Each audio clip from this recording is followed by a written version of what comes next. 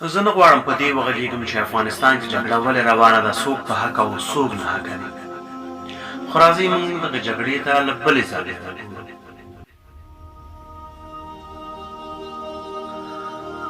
اسلام او کفر به یو بغل ته پرېږدو،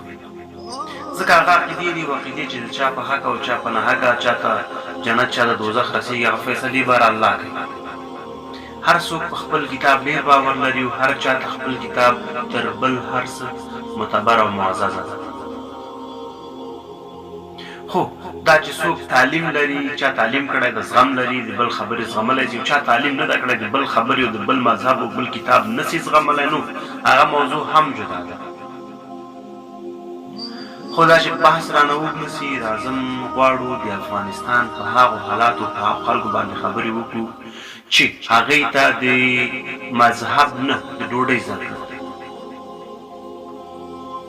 که ته ورته یو پوخ مسجد جوړ کړي، هغه د هغه کوم درد نه دوا کوي، د هغه لمونځ که قبلېږي په خاورو هم قبلېږي، خو د هغه خېټه په پوخ مسجد نه مړېږي، د هغه وږی بچی په خاورو نه مړېږي، او د هغه بې تعلیمه بچی، بې سرنوشته بچی، بې کوره بچی ستا په دې ډایلاګونو، ستا په دې جنت او دوزخ او ستا په دې ماڼۍ او ستا په دې قرارداد او په ښکته او په بره باندې نه مړېږي. د هغه وږی بچی، د هغه پلار ته دوه سترګې په لارې چې پلار یې بیرون نه راځي، یو مړۍ ډوډۍ، میوه، اوبه، کالي، هر هغه څه چې د یو نورمال انسان ضرورت دی ځان سره.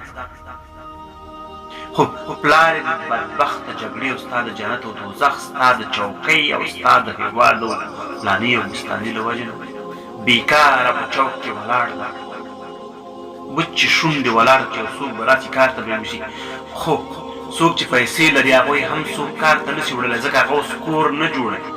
هغه اوس سړک نه جوړوي، هغه اوس پل نه جوړوي، هغه اوس ځان ته کوم بل دکان یا کمپنۍ بل هر څه نه جوړوي، ځکه چې یو ډار لري چې ستا وحشت به د هغه ټوله سرمایه لمبه کړي،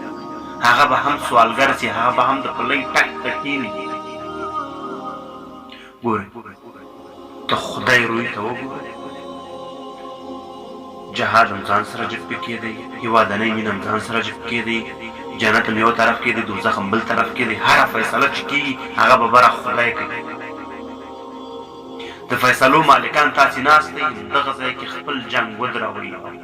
د هغه یتیم ماشوم، د هغه یتیم او سرتوري ماشوم، د هغه تور سرې کونډې او د هغه بوډۍ مور په حالات باندې ورحمېږي چې یو مړۍ ډوډۍ کور کې نه لري او خوله یې وازه نیولې له اسمانه ورته ډوډۍ نه راغورځېږي. دا منم چې خدای وعده کړې چې ډوډۍ به روزي به زه انسان ته ورکوم، خو ولې وسیله یې هم ورته لېږل چې تاسې وسیلې بندې کړي دي،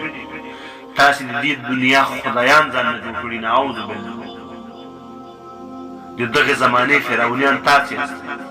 چې په هغه یتیم، په هغې کونډې او په هغه سپین ږیري او په ملا مات پلار باندې ډوډۍ، اوبه او کور درولی،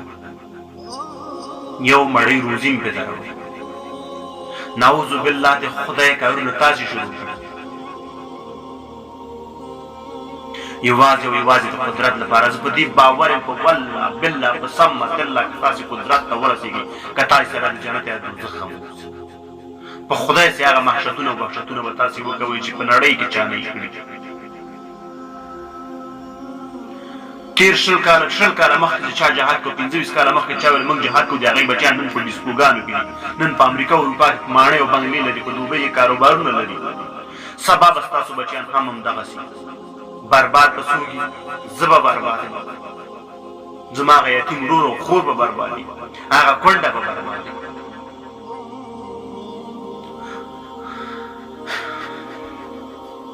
خبرې رانه اوږدېږي، احساساتي شولم،